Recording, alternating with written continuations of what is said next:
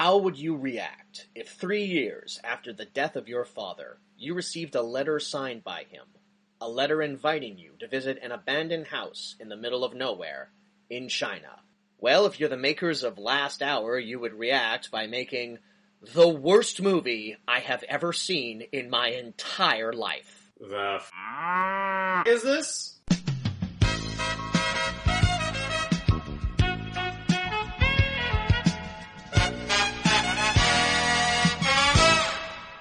Welcome back, ladies, gentlemen, and however else you wish to self-identify, to the is this, the official podcast of Vancouver Pride.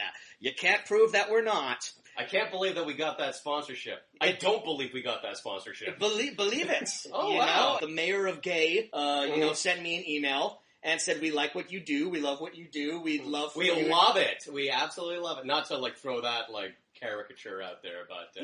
No, please, by all means, throw all the caricatures out there you want. Mm-hmm. That's all right. I'm your queer friend. I'm the one that gives you permission to do these things, and I say, it's all right. That's very cool of you to say that. I'm sure, a court of law would not agree with you on that. Well, why do we need to bring a court of law into it, really? That's right. Yes. We're in my apartment where laws don't matter. We're in the full swing of Pride here in Vancouver. They have shut down sections of Davie Street just outside these windows here. People are drinking beer and being fabulous, and they're being themselves, and they're being true to ourselves, and we're in here watching a terrible movie. Because you demanded it. Because you asked for it, people. You asked, someone has to. You demanded it. Someone has to represent all of the beautiful queer people during this point in time right now. All the queer shut-ins. Yeah, who would rather stay in rather than, because you're beautiful too. Mm-hmm, and we're here for you, and that's what this podcast is about. Today, my name is Kaz Lesgard, and joining me, as always, is Jameson Rafter. Hello again, everyone. Happy Pride weekend. Is it a weekend or is it a long weekend? It's a long weekend. I remember it always corresponds with, a anime expo that goes on. It is. And it just highlights how bland my wardrobe is when I see all the cosplayers and then all the fantabulous, Pride outfits, and I'm just like, my God, I'm walking around in my blue jeans and my gray t-shirt. I love it. And my classic rock tees. I love how that's on the same day, because really you don't know what group you're hanging out with. They all have the same schoolgirl outfit on. Mm. They can all, the anime conventioners and the Pride people can all get together and they can compliment each other on their makeup. I think it's great. I think there needs to be a big party where all of them can get together. It just reminds me that if there was ever a reimagining of those classic college comedies of the 70s and 80s where there was the squares and the cool kids, I would be the square now. Because I got my black tees and my blue jeans, I don't have huge shoulder pads or a white tank top or I don't know what I'm gonna wear. Fabulous I don't know what I'm gonna wear for Pride on Sunday. I'm actually forcing myself to be more of an extrovert. I'm actually gonna go this year. If I had more time, I had a thought early on. I acquired this amazing pin. It's you gotta show that off, eh? Well, but I wanted to do something with it. But I see this pin. It's really cool. It's shaped like a condom wrapper, but the condom wrapper has the logo for Smash Brothers on it. Okay. And then the pin says "Wanna Smash?" Nice. It's actually really cool. Nice. It's probably the best buns trade I've ever done. But I wanted to see if maybe Kaz has joined the fray. Oh man, I'm all about that buns life. All about that buns life. Just rolling in bits. Yeah, I thought maybe I could see if I could piece together some sort of sexy Mario outfit, but I have a day and I'm not going to be able to find it. Doesn't matter. Anyway, let's move on to introducing our guest who's doing that thing where they sit silently and pretend like they're not here the entire time as we're just bullshitting. I was waiting for an introduction. What do you want from me? Get behind the curtain, man. We'll call you when we need you. You don't talk until we say your name. Now, this is a really good friend of mine. We try to get really interesting people on this show. What is that supposed to mean? It means that you failed this week. We tried? No, we always try. And so I never said we failed. I say we try, and so far implied. We've all, so we've had a lot of actors on the show. We've had a lot of video game people on the show, but we've yet to have one of the hardest working people in the biz on the show. Today we have a bartender. He is doing God's work. This is a good friend of mine. I worked with him at the last kitchen job that I had, and he's the only person from that job that I still want to hang out with. That's right. Suck it, Gabe. Please welcome to the show, Andrew O'Sullivan. Oh, thank you for having me. How are you doing? I'm doing well. I'm really happy to be on what must be the hardest podcast to Google I've ever encountered in my life. All Google gave me was, frankly, the vastly more popular podcast, Guys We Fucked. Oh, I need to subscribe to that. Yeah, well, and I don't mean to cast any aspersions, but it turns out that two lovely women discussing their sexual misadventures has a bit more of a following than like two white nerds watching bad movies and then being wise asses to it. I thought we had narrowed that down. Is there another podcast where people talk about movies? You know what? Let me get back to you on that. I'm really concerned now. I thought we had sort of cornered the market on this. Anyway, we're going to talk to you in a minute here, Andrew. But before we do, we got some housekeeping that we got to get through first. So we have a segment on this show called Probably Should Have Mentioned That. Probably should have mentioned that, And it's where sometimes we'll do movies on the show and find information about it. We'll find, like, fun trivia, but then after the episode is in the can, we'll realize, there's a lot more that we probably should have talked about. Detail that we may have stumbled across, like, after the fact. We're gonna blow through that as quickly as we can. These probably aren't movies that you've seen, but feel free to comment on them. They're on the anyway. podcast, though, so if you're an avid listener, like, you may have heard about it. Alright, so let's dive into this. So, let's talk about the last movie that we did, which was 1990, The Bronx Warrior. Mm-hmm. Have you heard of this? No. Okay. No. I got it. I'm pretty certain that that's a common answer to that question. Mm-hmm. It was the answer that I had. Yes. It is essentially an Italian ripoff of The Warriors, with a little bit of Escape from New York thrown in there. And it is made by one of Quentin Tarantino's favorite directors. And it's a treat to watch. I love that movie. There's no hint of sarcasm there.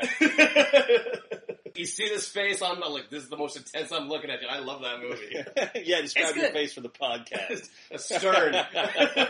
It's good. It's a good movie. I enjoyed it. It's good. Here's some stuff that I found out about it, though, that we didn't mention last time. So, you talked about the lead female actor in the movie, Stefania Girolami Goodwin. That's right. You failed to mention the fact that she is director Enzo G. Castellari's daughter. Oh, really? Is she now? Yes, she is, and she was cast after he couldn't find an actress. And go figure. Oh, that is a brutal consolation prize. Yeah. And one of the two female roles of that movie. And she credits this film as where she got her start working as an assistant director, because she did assistant directing work on that. Speaking of director Enzo G. Castellari, he's also in the movie. Ooh. He was Hammer's boss. That dude that's all like, you gotta do this by the book, Hammer! And he's always on his ass. Wait, the guy with the mustache? The guy who always wore his sunglasses indoors? No, the older guy with the mustache. Oh, sweet. That's the director of the movie, whose character is the vice president of the Manhattan Corporation. That suits the role. Mark Gregory, or Marco Di Gregorio, as his actual name is, has essentially disappeared. Oh. He has not appeared... Murdered, you say? He has not appeared in a film since 1989, and there's a rumor suggesting he's now a marketing specialist in Milan, but he has no social media presence. No one knows where he went. Sorry, could you say his name again? Mark Gregory. No, the Italian name again. Oh, Marco Di Gregorio! Alright, at first You gotta do the hands. Yeah, I misunderstood what the nationality likely was, and I just figured he was disappointed that he didn't have any czars to influence and just disappeared. He didn't have any what? Czars to influence. Czars. Oh, okay. It's Rasputin reference. It's not very good. Okay. I thought you were just going to say, like, oh, yeah, I know that guy. No. All the time. He's my barber now. He always talks about Bronx Warrior and how it He probably does. He probably is that. He probably just frequents like one Italian bar, and he just like sits at like the table by himself, and every once in a while someone will come and be like, "Hey, don't I know you?" And he's all like, "No." No, he'll wait for someone to say no to him, and then he'll repeat it verbatim to another. Right. All right. What else? This is really fun. Remember the drummer? who Yes. was underscoring the Yeah, game how can I meeting. forget? And we made the joke that he just got there beforehand and refused to leave. Let me guess, that's exactly what That's happened. exactly what happened. He was fuck just, it, it's Bronx Warrior. he was just there, and the director apparently liked him so much he asked him to stay. And so Joshua Sinclair, who played Ice, the guy who turned out to be fascinating, who like worked with Mother Teresa. Yeah. I looked into him even more, and yeah, he's got like a huge career doing like a bunch of other things. He had a pretty successful career as a writer and a director. He wrote the David Bowie movie Just a Gigolo. He directed a movie called Shaka Zulu, The Citadel, which starred, this is kind of amazing, starred David Hasselhoff, Grace Jones, and Omar Sharif. So that'll be a future episode for sure, right? I'm looking for it. I'm looking for it. And he had a movie come out last year called... No fucking way, really? Yeah, He's still working? He's still working. He had a movie Jesus. come out last year that he wrote and directed called A Rose in Winter, which sounds like a fake movie that the trailer pops up in front of Tropic Thunder. But I looked at the poster for it, and it's really weird. You don't often, on the poster for things, you don't often see the cinematographer credited, but like on the poster it says cinematographer Vittorio Storaro, and the reason why that's relevant is that Vittorio Storaro is like one of the hugest cinematographers in the business. He shot Last Tango in Paris, Apocalypse Now, Lady Hawk, The Last Emperor, Dick Tracy. So Joshua Sinclair got Kind of got around, yeah. 3-time Academy Award winning cinematographer to shoot his last movie. Holy shit. I'm really happy I showed you that movie. So that's Bronx Warrior. That's it for me. You got anything? About Bronx Warrior? No, I had something else I wanted to bring up. Oh yeah, you'll go ahead. My first ever, probably should have mentioned that. Do you have anything to add to the things that Kaz just said? It probably just sounds like madness. Oh, it's not even just ad. It's just I have so many questions I never want answered. But primarily, I'm just enjoying the fact that there's a hammer and an ice who are associated with the Manhattan Company. Did an 8-year-old write this? There's a lot Everyone of has amazing names. Yeah, they have like gang names and code names. The main character of the movie is named Trash. What? Which describes his acting. That's the guy who went into hiding and never came right. back. Well, it's just, Did he get a last name? No one has. I don't think there are any last or names. nothing. Nah. Just, no one has. It's man, but with like 2 N's. Trash man. I'm the trash man. I hate garbage. It's not played by Danny DeVito. All right. So the one thing I kind of like stumbled across was, and it was going through our episodes of Hot Dog the movie and Hamburger the motion picture. Those are real movies, Andrew. They are both written and directed by the same person, correct? Hot Dog is written by the director of Hamburger. Right. Hamburger is not written by the person who wrote Hot Dog. That's what's confusing. It features an actor in both movies. Does it? It does, Oh. yeah. They both feature a man named Sandy Hackett. He played Fred Domino and guess who in Hot Dog? I think I actually know he played... So Fred Domino was like this, like Lothario, like sweetheart Casanova who like hit on the dean's bimbo You're wife. right. I remember he played the MC of the Wet T-shirt He contest. did. He played Chester the Molester. He's also the son of Buddy Hackett. That's what I was going to say. He's the son Sorry, of... I stepped on that for you. He was the son of comedy legend Buddy Hackett, who was in It's a Mad, Mad, Mad, Mad World. In my favorite scene, where he's like, "What stick? Oh, the wheel! We holding it. We both holding it."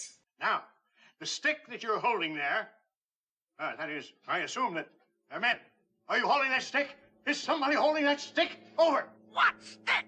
Oh, the wheel. I'm holding it. We both holding it. That movie. I've only seen that movie once, but you know what I just rewatched? Is I watched that episode of The Simpsons. Yeah. Where the ending is basically just them It's doing under a like... big W. Well, it's under a big T. It's actually a big T, yeah. It's a big T, yeah. Oh, it's gotta be something down here. Keep digging. Now dig up, stupid. Oh, man. I didn't know what that was referencing. And then you saw the movie and you're like, oh my god, worlds are colliding. And they still have Phil Silvers in it. He's like, I'm gonna get you, kid! I don't know. That's a great movie if you ever want to like hone your like old crazy guy voice. I think I pretty much have my old crazy guy voice down pat I'm saying this to our young listeners. Oh, right. Oh, yeah. To our young I don't need any career advice from a guy who's not an actor. I like how you specifically said our young listeners. Well, we cast a wide net. We do. All right, that's all the time we have now for probably should have mentioned that. Let's talk to our guest who's still just sitting here in silence. Surprised you haven't left. Yeah. All right, Andrew. On this show, as you know, we watch weird, crazy, baffling movies. What are some of your favorites? Oh, God, where to start? Anything that got poorly dubbed from, 1950 to 1970 out of Korea. Are you talking about, like strange, South Pacific Kung Fu movies? Oh, but not even that. Just romantic comedies, I guess, but didn't get dubbed properly. My stepfather loved Bringing Home, and it drove my mother crazy. Just the worst film he could find at the video store. I like him. He'd go into the foreign movie section, yeah. And if there wasn't a spot of English on it, and he felt the same way about groceries as well, he'd bring it home and be like, I don't know what this is, but this is going to be part of our day.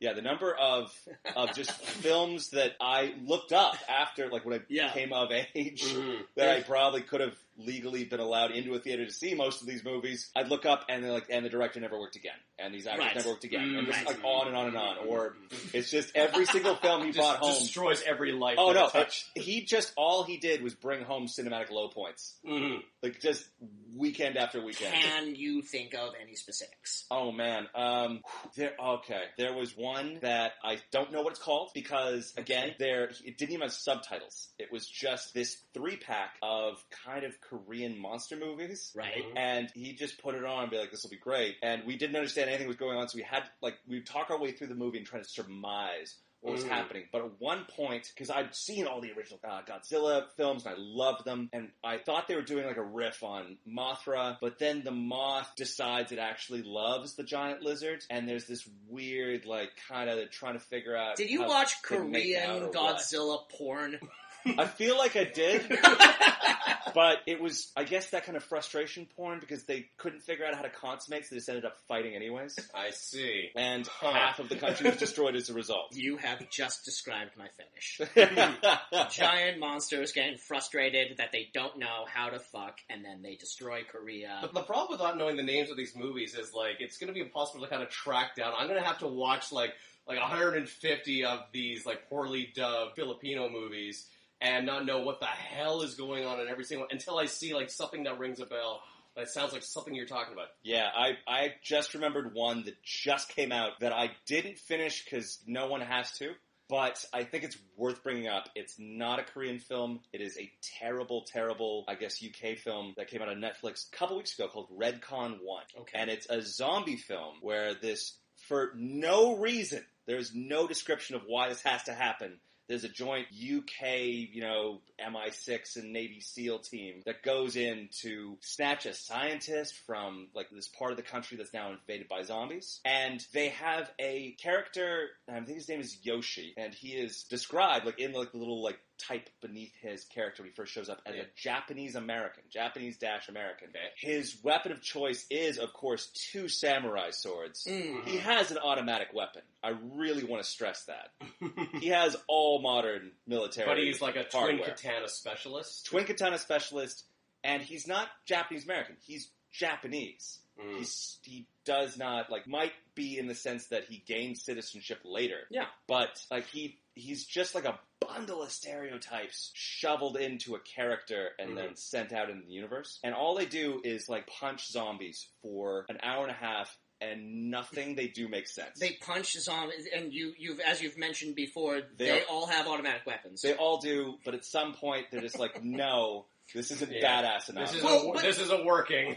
But see, then Yoshi had the right idea all along, because clearly what happens is they've run out of bullets because it's the zombie apocalypse, so there's a finite amount of supplies that you have to work with. Definitely. So melee weapons work best in a zombie apocalypse anyway. I feel like The Walking Dead has proven that at this point. So, he should get katanas for everyone. He gets extra points. It's just at no point do they explain any of their actions, or do their actions have explanations. So it works both ways. At one point, they get a tank. Zombies are really bad at eating metal. Yes. They're really bad at chewing through metal. Mm-hmm. Not so hot. And these are running zombies, too. They're really Oh, scary. like the rage virus You kind of know, zombies? yeah, exactly. Yeah. They're very angry. But they're also meant to be kind of intelligent. So they kind of work together, and like they kind of remember what their past lives were. But at one point, they have a tank. And then the next scene is them walking through an empty field with no tank. What happened to the tank? And I was like, hey, remember that thing that would, that seemed to be working. allow you to win? Well, All right, so we get there's no better seg than that. So today's movie, there's no special reason why I picked this movie. It's just insane, and I love it, and I've been wanting to show it to you for such a long time, and Gee, thanks. we're gonna do it today. So today's movie is called Last Hour, and I originally wanted to do this as part something we've done once on this show. Is we did a theme month, and I've been thinking of other theme months we could do, but they're hard to organize. So maybe unless I can think of like a really good one, but what something I wanted to do is I wanted to like focus on one particular actor who's always in a ton of these movies, and then just do like a month of movies starring them. Mm-hmm. And I found a whole bunch of movies that star Michael Madsen and David Carradine together, and I'm all like, oh, we should do like a Madsen Carradine month, because there's like not just like the Kill Bill. No, there's like after Kill Bill, they went on to star in like 8 other movies together. Wonderful. And like Michael Madsen has like 300 credits or something crazy like that. Mm-hmm. So so today's movie is Last Hour. It stars, as I have mentioned, Michael Madsen and David Carradine, and it also stars DMX. Because why not? Because why not? And a bunch of other people that I've never heard of. This movie was written and directed by a gentleman simply known as Kobe. Kobe doing work.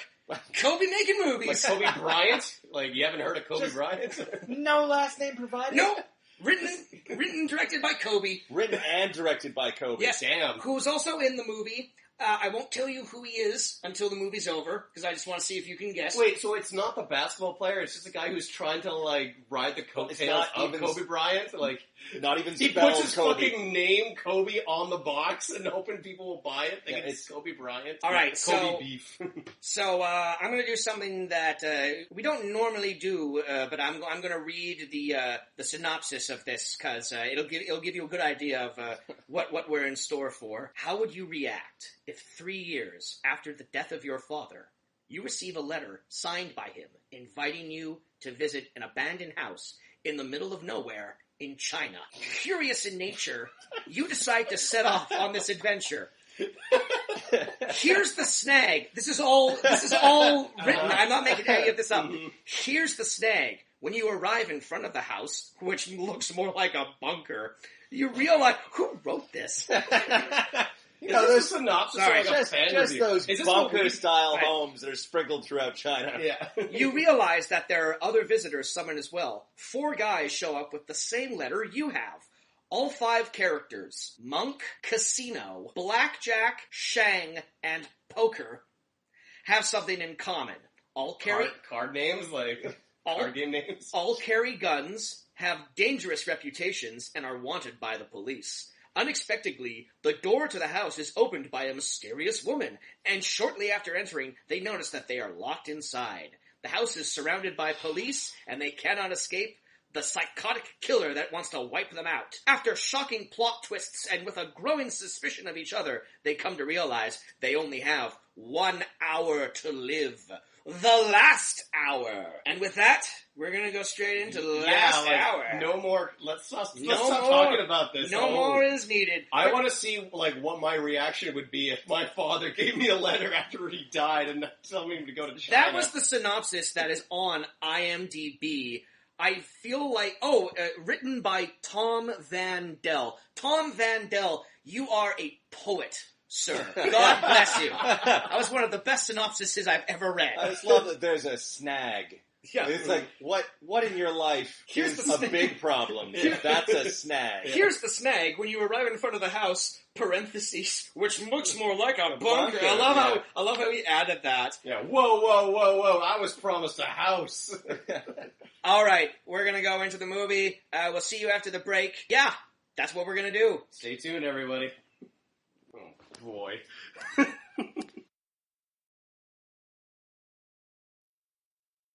And we are back. Oh, God damn you, Kaz. Fuck that movie. What was that? It's been. I think I watched that a couple of months ago, and then I'm just like, whoa, okay, this movie needs to be on the podcast. But as the months have gone by, it kind of slipped through the cracks. I forgot exactly how bad that was. How can you forget a movie like that? Like, that is the thing where, like, you can't even describe the plot. You can just keep going and saying, like, there's a scene where, and then fill in the blanks.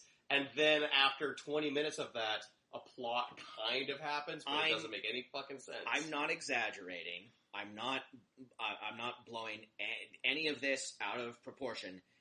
This is the worst movie I've ever seen in my life. Yes. This is pretty fucking bad. But would you agree with me that in terms of awful, awful movies, this is one of the best ones you've ever seen? No. I don't think this compares to something like The Room or you don't think that this is The Room level? Oh, I mean, like, just in terms of how, like a Neil Breen level to it. I don't know. So incompetent. Yes. Not anything is done right. No technical aspect of this film. Nothing works. Like, cinematography doesn't work. Sound! The sound! This is the worst sounding movie I've ever heard in my entire life. Here, I want to qualify this. I think it's really important. Okay, sure. Okay. I'm going to refuse to refer to it as a film. Sure. It is a series of kind of recordings where things sometimes sort of happen. That is what this is. Yeah. It has all the makings of a movie. I mean, there are actors in it. There are there are events. David Carradine's an actor. Paul Sorvino's an actor. There are some actors. Yeah. And then there are some very not. It's a fever dream of a movie. It's like aliens had infiltrated Earth and they're reporting back to the mothership, hey, we heard of this concept called movies. Here's kind of what they're like, and now it's their effort to try to assimilate with humans. It 100% is a fever dream of a movie. The first time, my initial watching of this, I actually think I had to restart it. I think that my first initial thing is I didn't even get to the point where the cops raided the place. I think I had to turn it off and then go back to it a couple of days later. But that initial first half hour of the movie feels like a fever dream because there's so many fades to black, but it's all within like the same scene. Like that's just how Kobe ends a scene. He'll just fade to black, but then it'll like fade up to someone in the same room.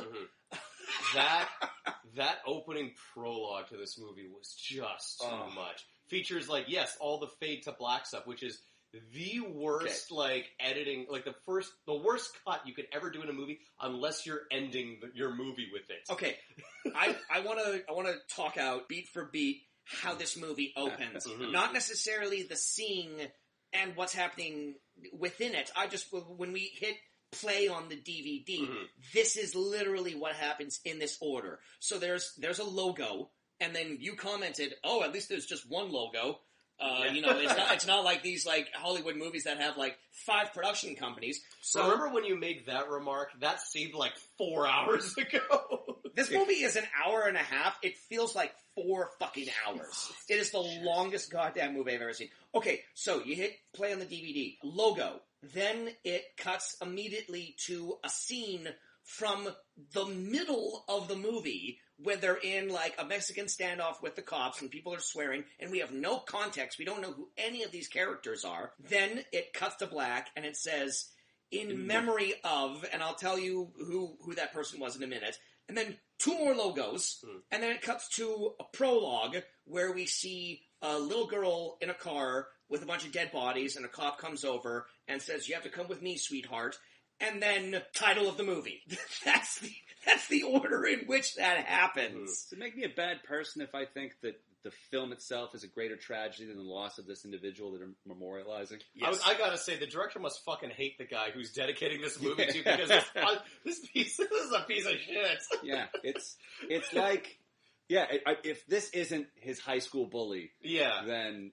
This is for you. When I let you know who the movie actually is dedicated to, you might actually be a little bit sad. Oh, okay. So let's try and figure out the plot of this movie. So as I said in the introduction, the basic plot of this movie is that 5 colorful criminals from around the world all received the same letter from their estranged, absent father. And in the letter, he says... come to this house. Come to this house in China. I have your inheritance there. It's gonna seem weird. Yeah, it specifies that even if it seems weird, just go along with it. You have to follow my instructions to the T, and then you have to come to this place, and all of them seem to have the same letter. The only difference is they're all instructed to arrive at the house at different times. So Michael Madsen shows up in 15 minutes before another character will show up, and so on and so on. And yes, and they get to the house, and when the 5 of them get there, they're greeted by a 6th criminal who is the only woman who figured out how to get into the house before them by going in through the skylight.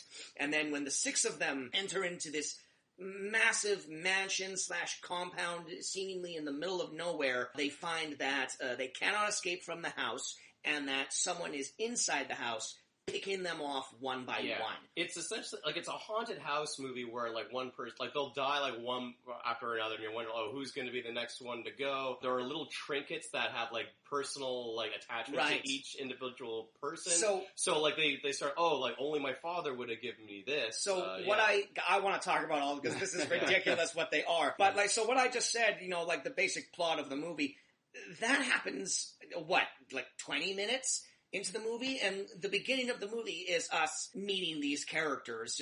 We get like long, lengthy introductions to all of these characters before we even get to the plot of the movie. And they're not all interesting, but they all are certainly quirky in their own way. They are all a lot. They're all a lot. There's a lot of extra in these. Let's talk about the individual characters and sort of what their deal is. So the first one we really get to know is Monk, who's played by Michael Madsen and his wig. Yeah, he's looking a lot like Kiefer Sutherland in The Lost Boys.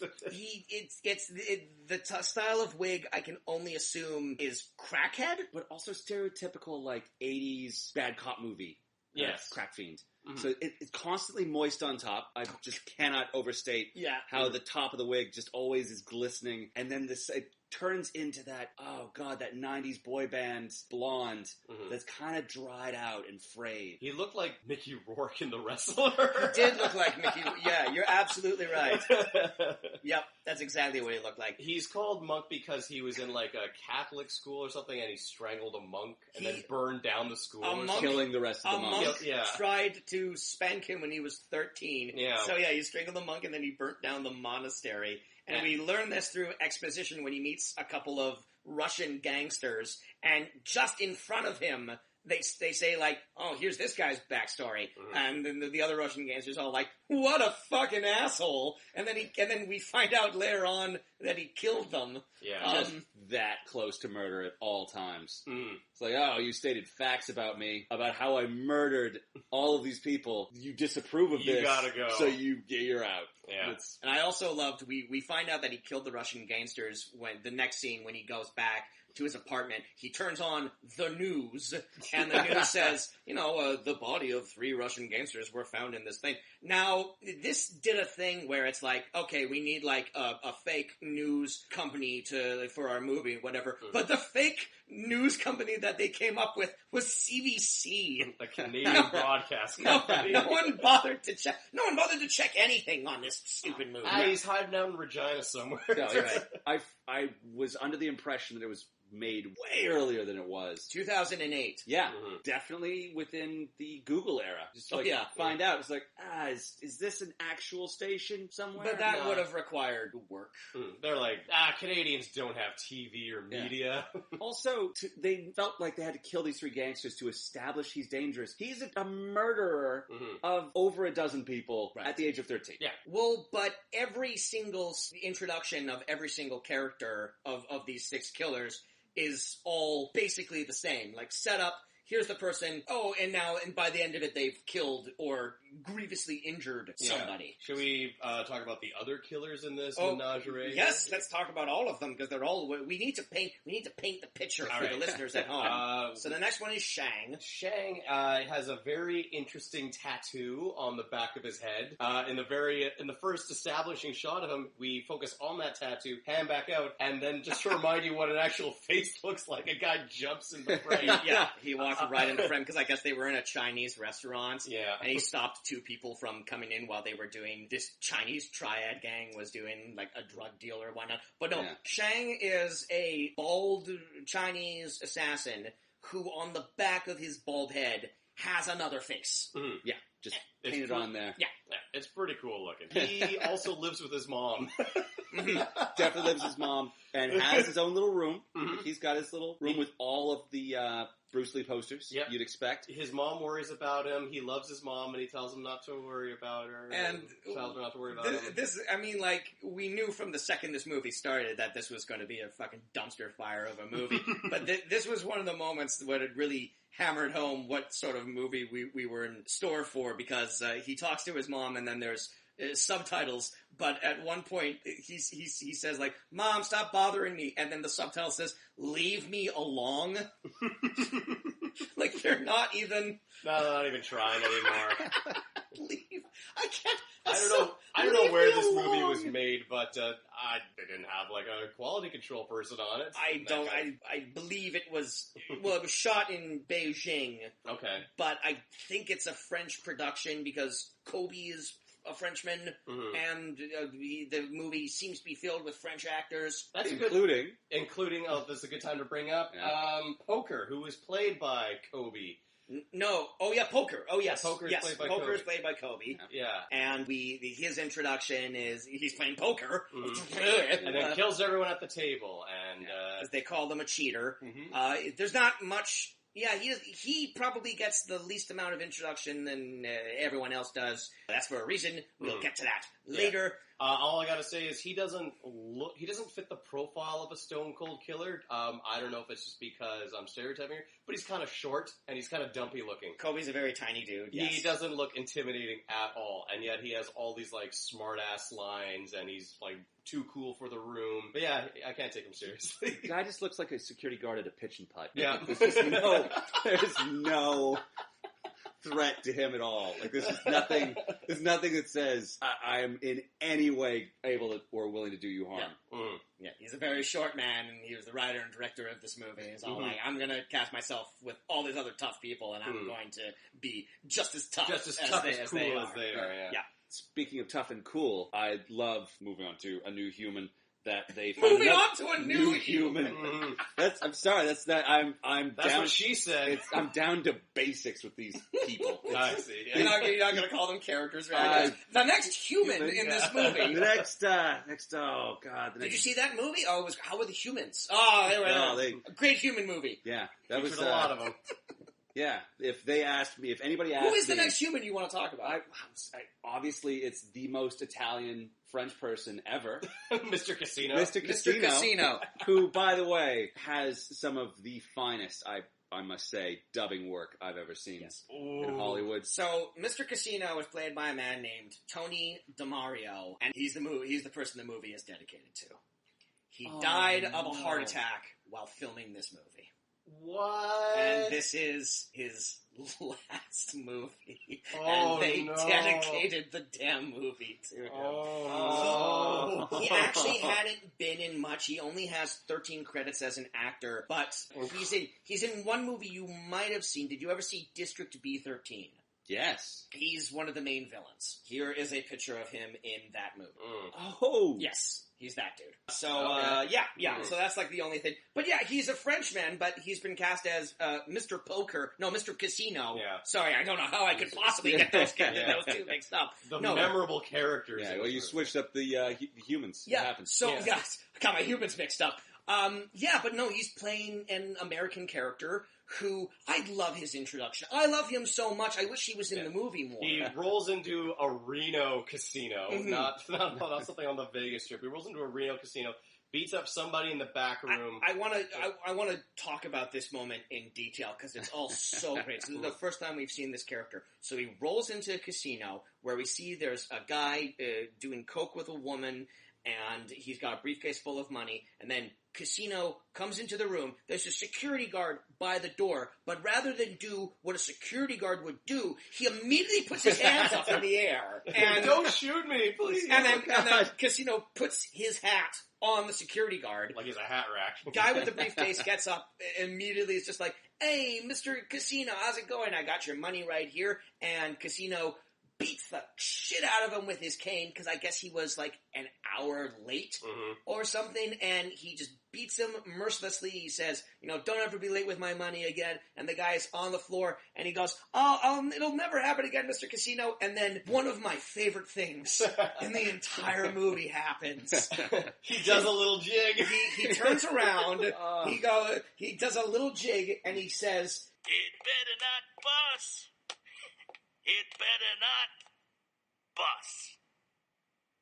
and he's so proud of himself, and he walks out of the room. That's the moment they got to do in the in memoriam of that actor. It's so weird. God, I loved it. And then, and then the very next scene, he goes into his office, and Goodfellas Paul Sorvino is waiting for him. Looking very upset with his... The first shot of this movie very is upset with his decisions It's in just life. Paul Sorvino. Both Paul Sorvino and David Carradine have looks on their faces that never leave, that just scream, "Why am I here? What am I doing in this?" Get my name right on the check. Yeah. So, Paul Sorvino just has a small role as, I guess, Casino's lawyer, and he gives him the letter. Yeah, he's like the executor of the estate of the father Of his- figure. yes. Who's, Who we'll find out more about that later. And just to tease, he also bookends the film, and each time Oh, seems don't- like a statement That's right. about his feelings on the film. Yes. Yeah. And One is blasé. We'll reveal this Yeah. movie's brilliant Usual Suspects level twist ending, because boy, I certainly didn't see that coming. I really didn't, but not because they surprised me, but because I still don't really know what happened. We got Blackjack played by DMX, right, the top billing actor, the top billing movie. actor who's front and center on the DVD cover, Yeah. who's not really that important of a character. He's just another criminal. No, He is, however, the loudest criminal. yes, this is a good time to bring up that the audio recording in this movie is fucking atrocious, and it's no more apparent than with DMX. So I'm going to here's a brief snippet of some of DMX's dialogue, and keep in mind this isn't me putting the microphone too close to the computer or anything. This is the actual Foley from the movie. Before you take one more step, you better have a good reason for me not to pump you full of lead right now. Why? That's not good enough. Put your gun down. Right now. Fucking cop! That is the majority of DMX's dialogue. Because DMX can only shout. I don't think I've ever heard him say any line of dialogue ever above just like a low growl. But this seems like the sort of thing where Kobe, the director, would say to everyone, "Now, just so you guys know, we don't have a boom mic here, so I'm going to need you guys to just be aware and." Just like not go too loud, watch your levels, don't project too much, and everyone's like, okay, you got it. Like, we record this podcast with a microphone on my laptop in our apartment. We don't have soundproofing or anything like that. The quality of the podcast you're listening to right now is the exact same quality of this feature-length movie that was made and distributed. Leaves something to be desired. Do you think at any point they thought that this was gonna go to theaters? They couldn't have, right? No way. No way. But here's the thing: this doesn't even scream Redbox. This is like, it's such a surreal rough draft of a film. It seems like a tax write-off. But then someone just like found it in the production studio. Like, oh, we should probably rush this out to theaters, and they're like, no. Yeah, I mean, it makes sense if it is a tax write-off. It makes sense that the director would give himself an obvious alias because it's like, but then he cast himself in the movie, so actually screw that theory. That doesn't work at all. The whole thing almost feels like if Tarantino and Agatha Christie had a baby, it had a series of debilitating strokes, and this film was its Make-A-Wish Foundation, like little thing that it asked for before it left this earth. It was like, I just want to make a movie for mom and dad, but it just didn't have the capacity. And it's got to be Smoking Aces meets Clue. Exactly. Smoking Aces meets Clue is an excellent way to describe this movie. That's absolutely it. Except for that makes it sound like it's a good movie. Yeah. So or maybe not. Maybe there was something. Maybe there was something there, but Kobe was the wrong person to execute. So, and there's we got to talk about. Well, we didn't even really talk about Blackjack. So he's just a jewel thief. Yeah, and he has a kid brother who looks to be his age in the one scene that we meet him, and he loves his brother, and that's really it. I guess that's it. And darts. And he loves darts. Yes, and he loves darts. Yes, and finally we have Poison, the lone female killer amongst us all, and sporting that awesome blue spacesuit that she's wearing for the entire movie. Yeah, except in the opening scene because we see her come home, and she has meets her like catatonic daughter. She has a what was the deal with that? That didn't come back at all. I got your chocolate bar for you, and the daughter's just just stonewalling her the whole time. Oh wait, yeah, no, that was how the ending played out because that's how it came out. So now I've seen this movie a couple of times now. Which you should be ashamed of. Are you just realizing that little girl in the limo is her daughter? Yes. Okay. Oh, I just realized that it was the little girl in the limo. Because, we got, that prologue with the little girl in the limo. Yeah. And then it's never touched on again. Nope. Really, that just occurred to me that's the little girl in the limo. Does this change your whole opinion about the movie? No. Well, if anything, it makes me hate it more. So we see Poison killing a man. I loved this moment. Oh man, Okay, so Poison goes to assassinate a man who is in protective custody. He's going to give information on something because we see him early on with David Carradine and his female cop partner, who's played by Penelope Cruz's sister, who looks exactly like Penelope Cruz. It's kind of eerie. And technically we don't see him, we see the back of his head in a very long single take shot. Yeah. In a completely black room. Yeah. I mean there's this entire early scene where it's the introduction of David Carradine and his partner. Our two cops that we follow through the entire movie. And it's them going to get coffee and then making small talk and then walking walking upstairs and into this room with the guy who we only see the back of his head. But for that entire 3 scenes that I just mentioned, you can't see anything. One precinct that didn't pay hydro. There's no light. There's no lighting in that scene. It's all in complete blackness. And the guy is shot from behind, so it's meant to be like a big reveal. But then a few scenes later, it's like, oh, that was him, and he's just like an older man. So Poison disguises herself as room service. And she's led into the room by security, and she's poisoned the food, obviously. And she says, here's your breakfast. And the guy says, I ordered breakfast at 9:30. They need 20 minutes to make a cup of coffee in this country. That's okay, sweetie. Thanks anyway. You notice how sexy the room service is? Before, it just used to be great, fat, huge, hairy Chinese mamas. And then he's got like a cop handler with him, a cop agent or His whatever. protection, yeah. And the cop just turns to him, he's like, What the fuck are you talking about? What the fuck is wrong with you? Shut the fuck up, you're a pain in the ass. There are it's so probably many. my favorite scene of the movie. There are so many small characters that are either hilariously badly dubbed, or they just got Or terribly acted. the worst actors available. We're gonna get to one later. Yeah, I'm your- so excited your to talk favorite. about that, guys. But it's all such showgirls level overdone. Just that, I need more, I need more, I need more. And so they're just every bit of line reading in this There film. are no small parts in last hour. So we finally get through all of the introductions. All of them get to the house in China. They're all wandering around. Trying to find a way in. And then I swear to, I mean, like I said, it's only an hour and a half. So it couldn't, from the point where they enter the house to the point where the cops show up and they start firing and characters start dying. Like realistically, that's probably only 20 minutes.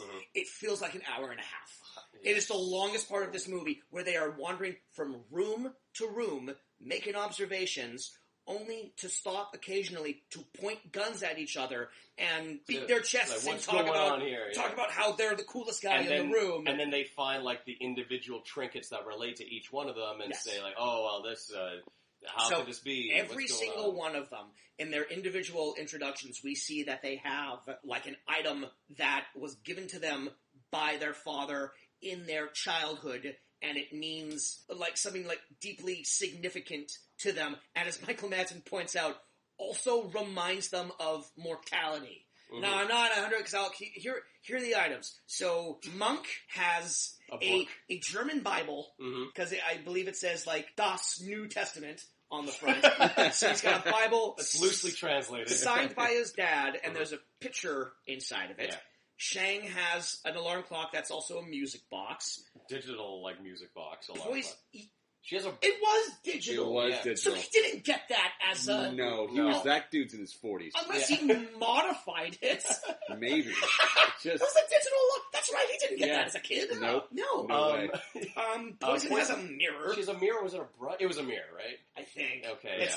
It's shown so quickly, it's hard to tell. Yeah. DMX had a dartboard. I love the fact... It's like they started running out of, like, trinkets to give people. I love the fact that, as a child, his absentee father gave him a dartboard, which he has kept and placed on the wall to this day. Yeah, not one of these people, at any point throughout their adolescence or anything, was like, fuck you, Dad, and just threw away their trinket. Casino has a cane. What did poker have? A deck of cards. Oh yeah, deck of cards. Yeah, but it's all shown. So see, this is how this, exactly. They were running out of really like significant things to. This is how this movie sets this up. They wander from room to room. They'll enter one room, find a trinket, talk about it, exit, walk down the hallway, enter a different room. It's the same room, though. Oh, it's obviously the same room, the same bed. Continually bursting to the Except same in in this scene, we hung a dartboard. Yeah. So they walk into a room. You know, they'll find the walk Bible. into a room using the same footstep sound effects. You were so happy. We gotta talk about that. You were so happy to point that out. You know what? I'm gonna include a supercut right here of all of the footstep sound effects.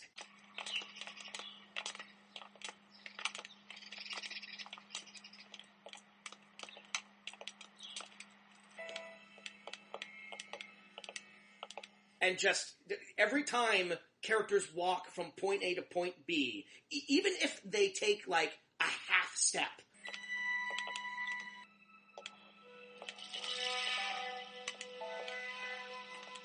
there is one person on this film whose job was to watch, and every time a character moved, he's like, that's a step, that's a step sound effect, that's a step sound effect, because...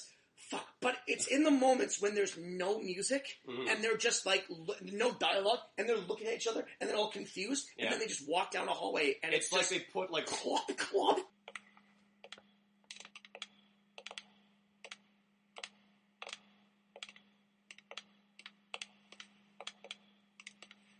Yeah, they put like men's shoes on a horse. Yeah, like they're all wearing clogs.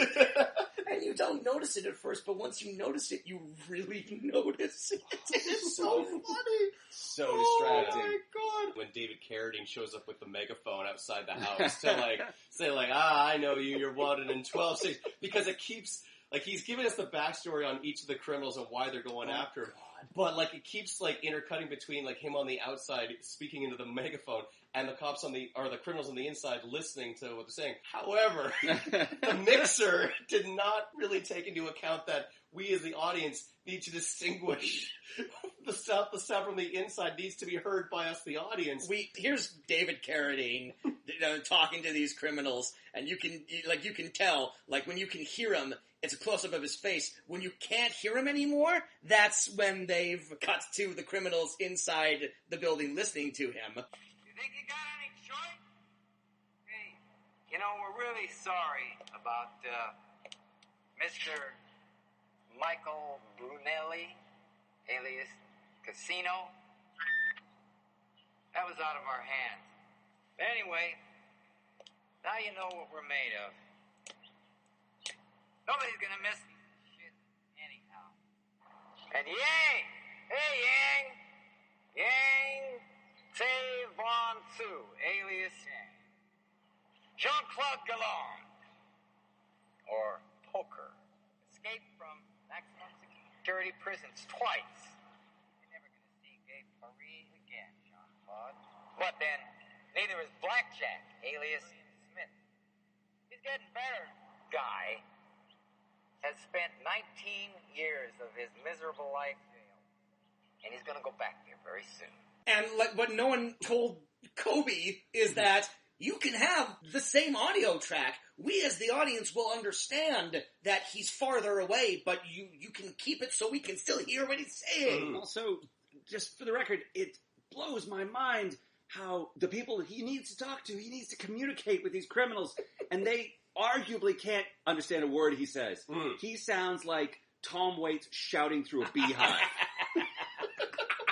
Your references are off the chart. Your analogies are great. I think the understanding is that the criminals can hear him perfectly.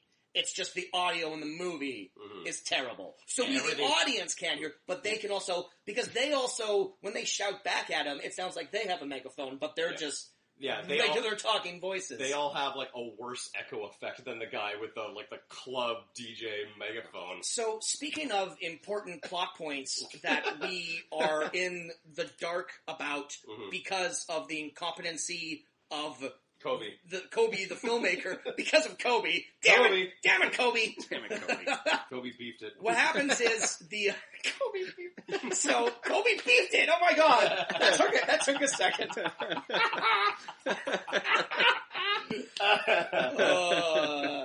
Well done. So the lights go out in the house, and then out of nowhere, there is a barrage of bullets that take down Casino. Casino is shot to death, and he falls into a fountain, and he's just riddled with bullets, and then we get like a back and forth between the criminals and David Carradine on the megaphone. But after that's over, DMX points his gun at Kobe and says, "Why did you shoot Casino?" And us as the audience, we didn't see that happen. We saw I saw the police shoot Casino.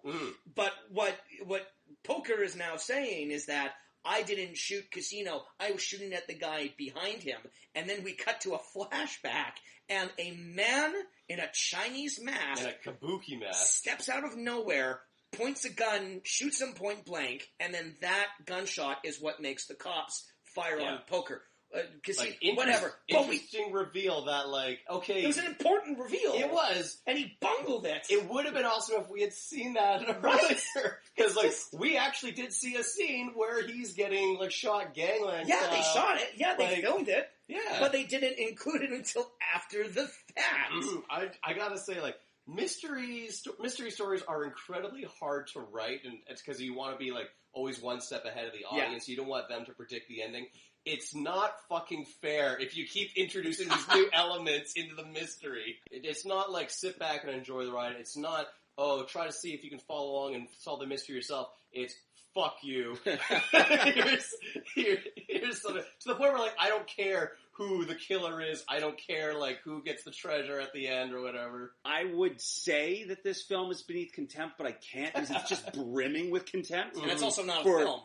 Exactly, it's also not that. Yeah. But for story structure, for the audience, like whoever made this was just like, you know who I hate? People who are going to watch this. Yeah. It's your fault for watching this movie. So, later on in the murder house, like, there's a killer on the loose. He kills DMX. Well, first they get a hostage. First they get a cop hostage. The cops try to break in through the roof, and a shootout ensues. Cops are injured, and they get one of the cops. So now they have a hostage, and he doesn't last long. They handcuff him. I want to talk about this because this was so weird. They handcuff him to a wall. They stuff like a stocking in his mouth or something, and then they leave him completely unguarded. None of the 5 remaining criminals sticks around to watch the hostage. And then the next time we see the hostage, he's reacting to someone killing him, but we never see, like, it would be we don't see who kills him, and we don't see how we don't see how, but we do see him die. Yeah. It literally looks like he died of fear. Yeah, he's shaking like to the point where he's like convulsing, and then he dies. But we don't see him get poisoned. We don't see him get like injected with something. We don't see him stabbed, shot, strangled, smothered, whatever. It would be bludgeoned. So easy to just have anyone's hands come from off camera and just hold his nose because his mouth is and you could just suffocate him. But or cut away before we see him actually gradually die. If the camera just like took him off, like the next time we see him, he's dead. But no, we see the part where he's alive and then the gradual death. The only explanation was he was scared to death. So how on earth did that guy die? And how theories, Andrew? stupid must these filmmakers be that they didn't think, maybe we should have someone just kill. We don't need to show. The killer had a mask. It could have been anyone. It was like if they were going to film a scene of someone giving birth and they have the woman's entire body in view, and then at a certain point she's done pushing and her stomach recedes, but no baby emerges. But the next scene they're like, oh, hey, she had this baby. We got it. It's like, no, the key part, what you're trying to show, needs to be shown if it's going to be in the shot. Yeah. The priorities of Kobe for like what he wants to show the audience changes from scene to scene. So Poker, DMX are like just like patrolling the area, or whatever. Poker goes to the washroom. In that moment, DMX is stabbed. His throat is slit. His throat is slit. Yes, that was correct. With his dying breath, he says, "Take care of my little brother." And then DMX, on the cover of this DVD, is the second person killed out of all of them. I bet he was just thrilled to get the fuck out of there. Because, and then just as soon as that happened, Shang falls to a trap door and ends up in like a dungeon where lots of stuff happens in this less dungeon. of a dungeon, more of an animal pen. Okay. Yeah. So he falls through a trap door, and then Michael Madsen goes to the other 2 remaining criminals. It's just like, Shane just fell through a trap door. Yeah. It seems so nonplussed. I don't know. Not suspicious at all in a murder house. So Shane falls. He goes into this basement, and he's wandering around because that's what they always do. They just wander around. When he turns around, boom! Fucking cobra. There's a fucking deadly snake out of nowhere, which he easily avoids. But as we quickly found out, throwing his coat on top of it. Yeah. But that snake was just a decoy for the dog. For the attack dog. We see, and this is another great moment of incompetence because we see the killer holding the dog on a leash, this feral dog, and then he lets the dog go, and we see him running towards Shane. Cut that scene, cut back to the other criminals for a while, and then the next time we cut back to Shane, we assume that he would be, wrestling this dog. No, the dog is sitting perfectly still. Shane has charmed the dog. We cut briefly to the masked killer just going, fucking dog. And the dog just walks... And the dog just walks away, and we never see the dog. Where did the dog go? Yeah. He went to the other rooms in the house, I My guess. theory- Well, That was not like a trained dog for film. They would have trained to attack people. That was just like Buddy's neighbor's dog. So then Shang and the killer have a fight, and Shang kills the masked killer. And His that's... mask changes like... Oh, yeah, his three mask... times. Yeah, his three mask... times. Three times it changes. One's just like a perfect, like immaculate, like Kabuki mask, and then it's like a paper mache piece. Oh, it just gets goofier as the fight goes on. If you have a masked killer in your movie, how hard is it to keep track of the mask? It's not even a case where we see the killer upstairs in one of the other rooms and he's wearing a mask, and now that he's in the basement, he's wearing a different mask. The mask changes in the basement shot for shot, almost. Yeah. My going theory is that the budget was so tight on this that they bought the one mask. Like, okay, we can't fuck this mask up. All right, guys. Yeah. You have to be really careful. And of course they did. It's like, we got to use it for fight scenes. They too, had you know? they just had to start patching together new masks. We gotta like paper mache this, guys. Like we can't let my dad know I took his Kabuki mask. I'm not taking that as a craft. I gotta return it before he gets home. Shit, it broke. What do we do?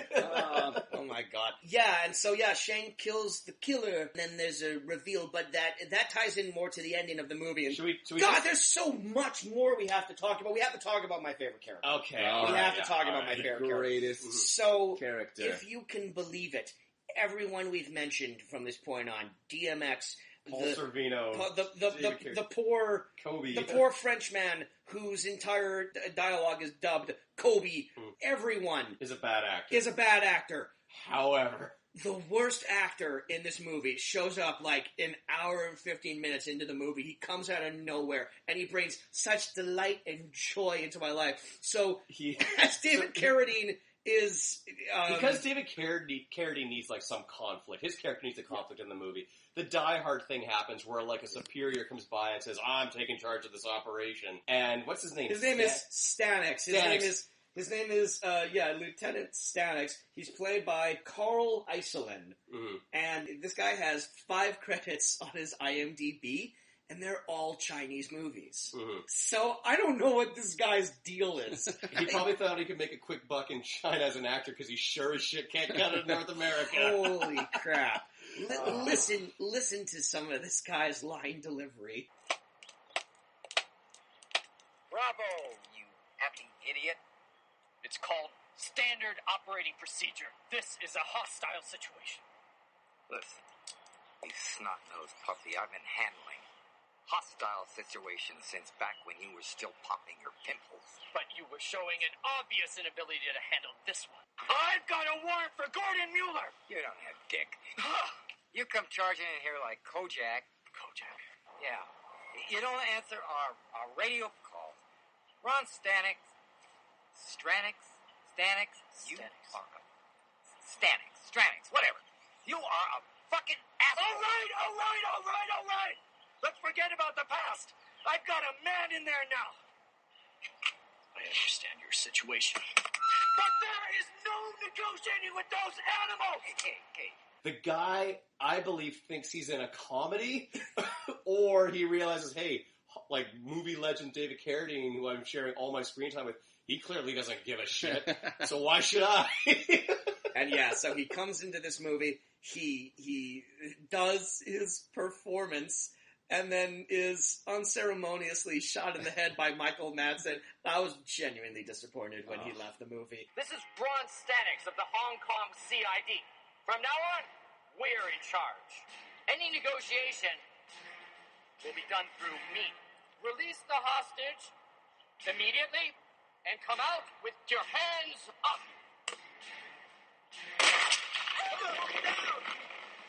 I'm not gonna... You look a lot like him. I know. That is a role that, like, you're a fine actor, Kaz. But man, like, I was, like, squinting my eyes and, like, oof, I could not tell the difference between who was sitting next to me and who I was watching on. The spitting image. He is a terrifying doppelganger of myself, and I'm not going to lie. I have better hair than he does. Yes, that's true. I have better hair than that man. But one of my favorite line readings, good. which definitely is when David Carradine is shouting at this poor man. Oh yeah, and he seriously has forgotten the name of the character he's shouting at. Yes, that's not acting.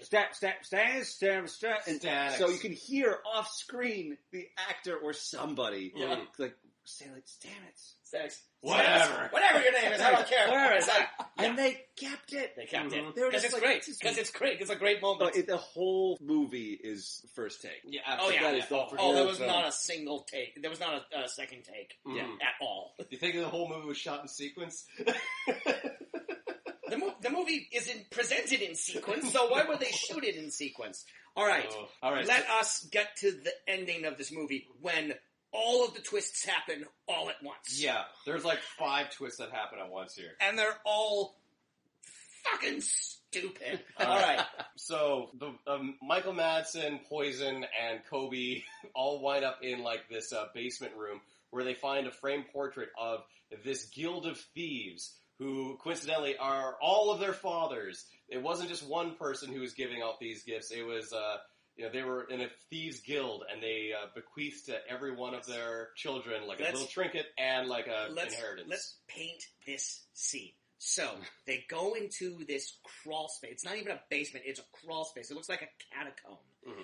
And in this catacomb, there is a framed painting of these 6 men. And it's a shitty painting, too. Yeah, we need to address that. Yeah. Like, much like my hesitancy to call this a film, it's really hard to call it a painting. Yeah. It's like if they found some really resentful art school intern and it was like, could you just do a painting of like just some generic bullshit? And like the guys were saying like, oh, I've always heard of this, and it was like it may as well have been like the picture of like the dogs playing poker. It's such a really that would have been a huge improvement. So it's a painting of the 6 men, and they're all sitting at a table, and on the table is the fortune, is all of the stacks of money, and all 6 of the items that we found.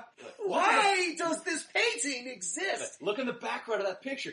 That's the cane. And that's the dartboard. That's the music box. Furthermore, behind the painting in this catacomb is the safe where the fortune is. And so in the basement of this mansion, you hid this fortune and you're leaving for your kids, and to hide the safe where it is, you put up a painting of the very fortune that you're trying to hide. Mm-hmm. Who does that? And it like briefly cuts to like a really quick flashback of the 6 of them. Which also looked like it was shot in the present day. And did you notice, I don't think they ever established whose father he was, but one of the fathers was the guy Poison killed in the yes, which is another twist, I guess. They don't tell us whose father that was, so it doesn't mean anything. Yeah, I guess. Oh, and they say to their lawyer or whoever, Paul Sorvino, who was there, that like, hey, can you arrange all this up? And he's like, I got it. I got it. I'm in this movie and I'm excited to be here. And Paul Sorvino. Doesn't look any younger, doesn't look any older. It's Paul Sorvino. No, he's the same age, yes. And like wearing the same suit he was wearing earlier. Oh, man. Paul Sorvino has 2 costumes in this movie. One is a suit. The other is a rice patty hat. Yeah, he's just like Raiden. He's just like Raiden from Mortal Kombat. Yeah. If he didn't regret being in that movie before, he certainly did when he was... The fact that he cries in that scene, I think it has nothing to do with the script. It has everything to do with his presence. They figure out the combination to the safe. This is fucking crazy. Yeah. The combination to the safe is the order that they arrived at the house. But the number associated, and this makes no fucking sense, is that all of them, people who have never met each other before this day, who coincidentally all had fathers that were also criminals, that all worked together, and we find out that the fathers were all like, our kids are never going to meet, they'll never know, because that way they won't try and rat each other out, with that kind of sense. Wow. But these people who have never met each other before until this day, all coincidentally have a number tattooed on their body. A different number tattooed on their body. And it's never multiples. And it's all 1 through 6. Mm-hmm. So, thoughts? How the fuck did that happen? Did their tattooed as kids? Did their fathers tattoo them when they were children? Oh, probably. I've seen like unfortunate pictures on the internet of like. Okay, fair enough. But did any of them question why their fathers like, hey, Dad, what's all this? Why do I have a 5? Why do I have a 5, I don't Dad? know. It sent him on a path to crime. Maybe it's just that if I was the father, I would have just responded with, "Listen, I'm going to disappear on you, so you're going to have way bigger questions to ponder." Mm-hmm. So it's just, you know.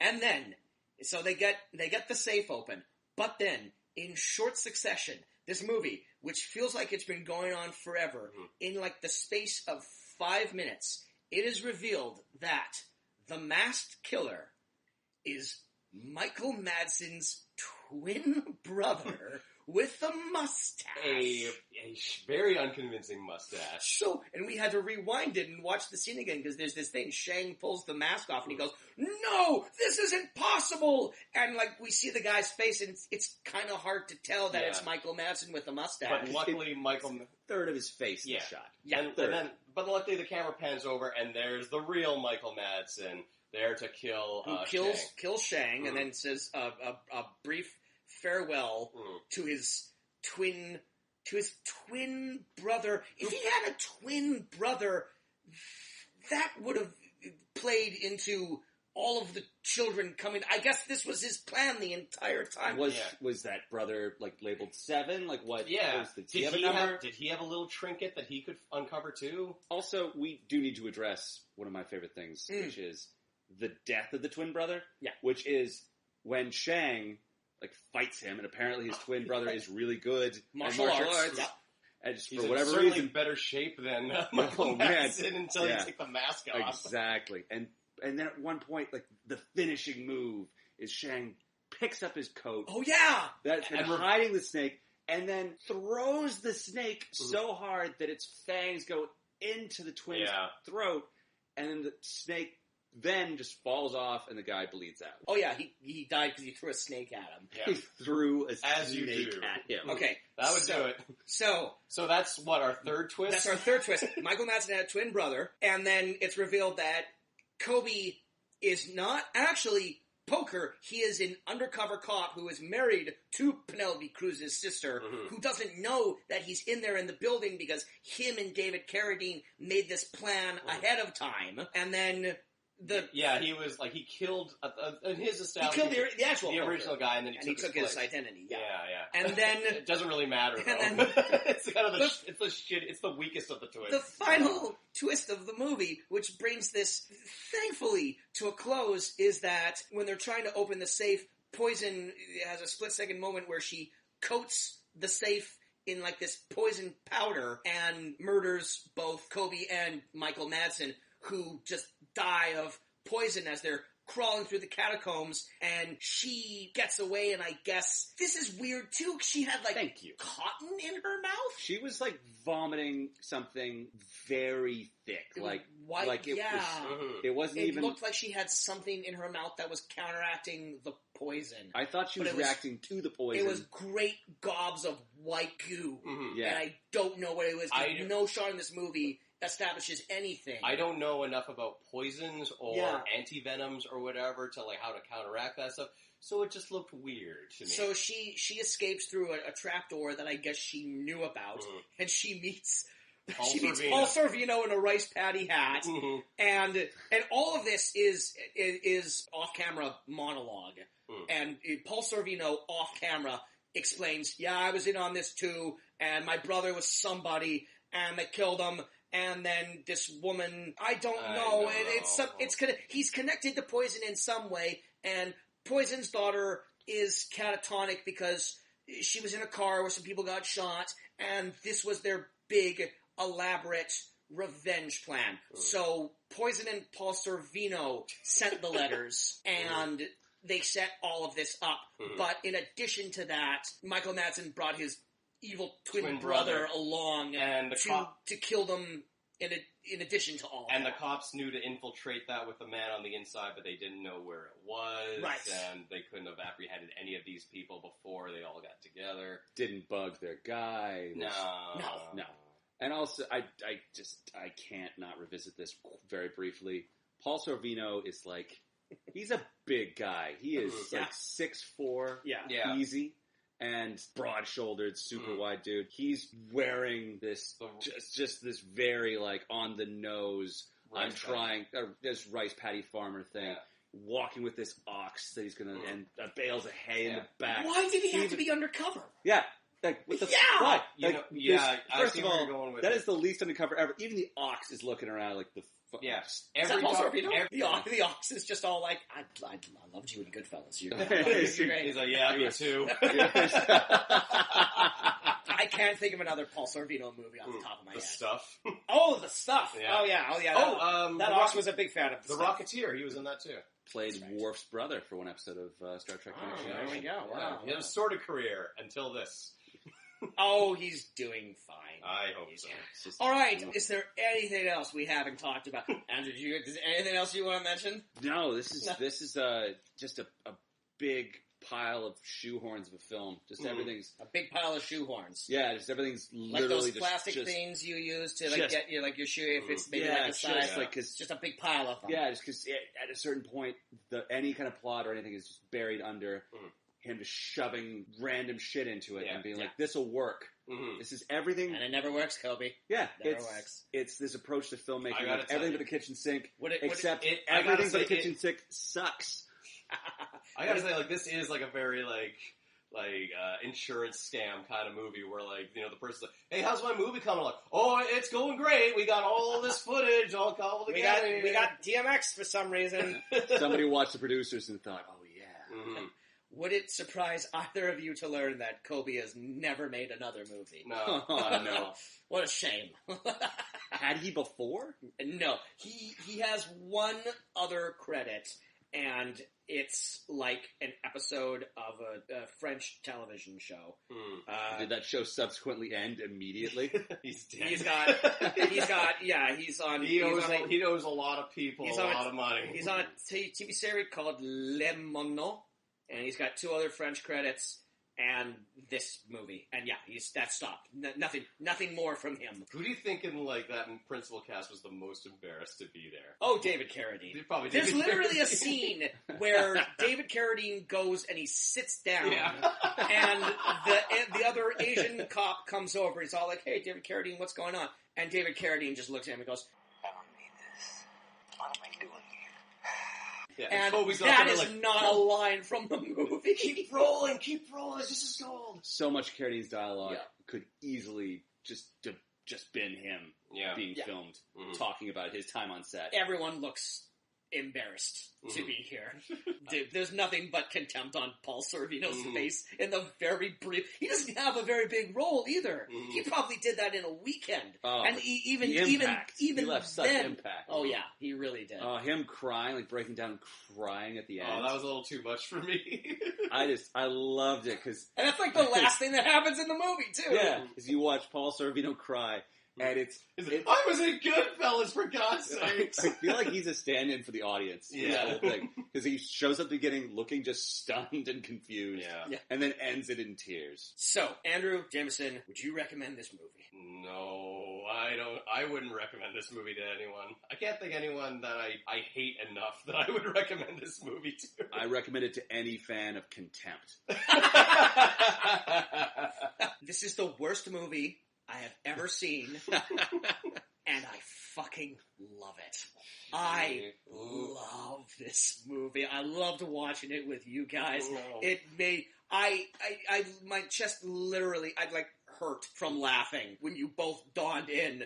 Just the footsteps, footsteps, and that moment where you're all like, "Oh yeah," and like my vision blurred for a second because I was laughing so hard. No, Monty Python and the Holy Grail had more believable footsteps than this film did. So that's two no's and a huge yes for me. Seek this movie out. I know. Give Kaz a call. And he'll rewatch it. He has the DVD. I have singular. I have the only copy of the DVD. Yeah. Jameson disagrees with me.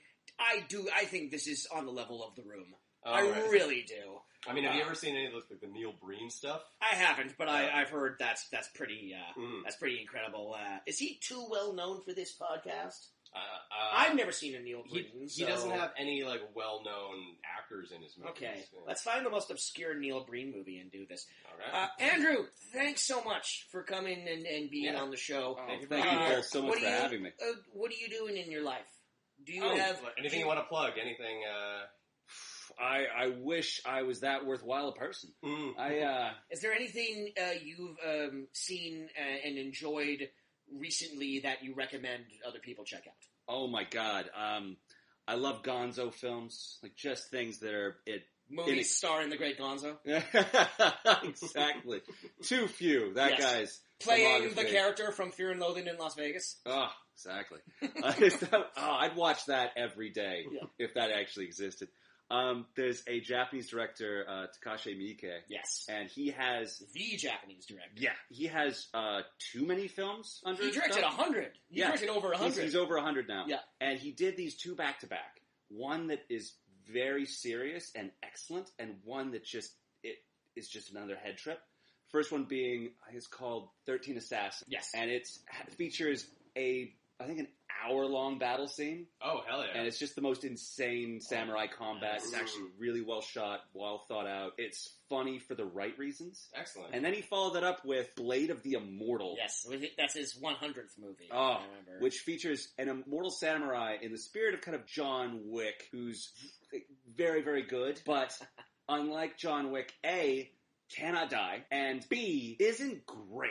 He's very good at fighting, but he's not great, and everyone he fights is great, so they just mess him up really badly, and then he only manages to win because he just gets back and is like, oh, that hurt a lot, and then chops them up. I see, yeah. And it's just insane and a joy to watch. Great. All right, check those two out. Jameson, what do you got going on? At the moment, nothing. Cool. If you're listening to this in September, come see me in the Vancouver Fringe. I will be in Amelie the Musical. I'm playing a garden gnome and a blind beggar. So that should be fun for everyone. All right. Thanks for listening. Thanks for sticking with us for this extra long episode. And we'll catch you next time. Bye, guys. See ya.